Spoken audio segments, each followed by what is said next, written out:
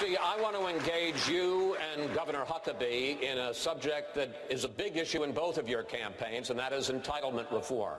You say that to save the system, you want to raise the retirement age, have to raise the retirement age, and to cut benefits for Social Security and Medicare. And you say that some of the candidates here on the stage are lying. Governor Huckabee says he can save Social Security and Medicare without doing any of that. Is he lying? No, he's not lying. He's just wrong. I mean, so there's a difference. Listen, I'm the only guy on the stage who's put out a detailed 12-point plan on entitlement reform, and here's why. Because 71% of federal spending right now is on entitlements and debt service. 71%. And we have spent the last hour and 5 minutes talking about the other 29%, and no time on the 71%. And that makes no sense.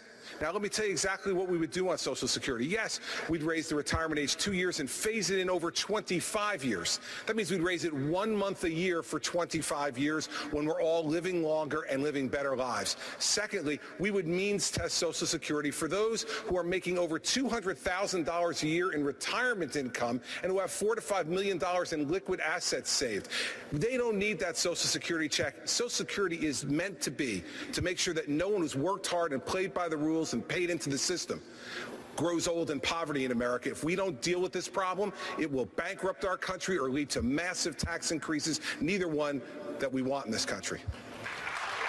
Governor Huckabee, you say that changing entitlements, the kind of thing that Governor Christie is talking about, would be breaking a promise to the American people. And you say that you can keep those programs, save Social Security, save Medicare without those kinds of reforms through a fair tax, which is a broad tax on consumption. Please explain to Governor Christie how that would work and how you could save these programs without the kind of painful reforms he says we need. Let's all be reminded 60 million Americans are on Social Security. 60 million. A third of those people depend on 90% of their income from Social Security. Nobody in this country is on Social Security because they made the decision when they were starting work at 14 that they wanted to entrust some of their money with the government. The government took it out of their check whether they wanted them to or not. And if a person goes to 65, they're going to spend 51 years with the government reaching into their pocket at every paycheck. Now, here's the point. Whose fault is it that the system is screwed up?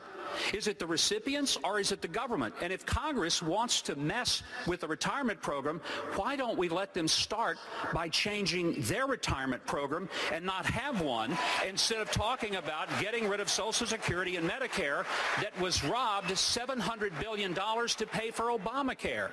It's always that the government figures that they can do this off the backs of people, many of whom are poor and depend on that money, and I just think it's fundamentally lying to the people and stealing from them, and we shouldn't be doing it.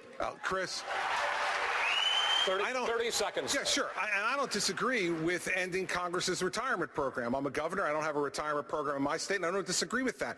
But here's the news for the American people. He's complaining about the lying and stealing. The lying and stealing has already occurred. The trust fund is filled with IOUs. We can't fix the problem just by entering Congress's retirement. That's worth about this much.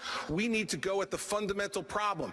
And the fundamental problem is that this system is broken. It has been stolen from. We have been lied to. We need a strong leader to tell the truth and fix it. All right, this is 30 seconds finally. Well, you ask about how we fund it. One of the reasons that Social Security is in so much trouble is the only funding stream comes from people who get a wage.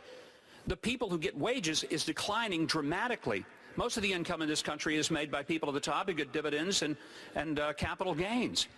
The fair tax transforms the process by which we fund Social Security and Medicare, because the money paid at consumption is paid by everybody, including illegals, prostitutes, pimps, drug dealers, all the people that are freeloading off the system now.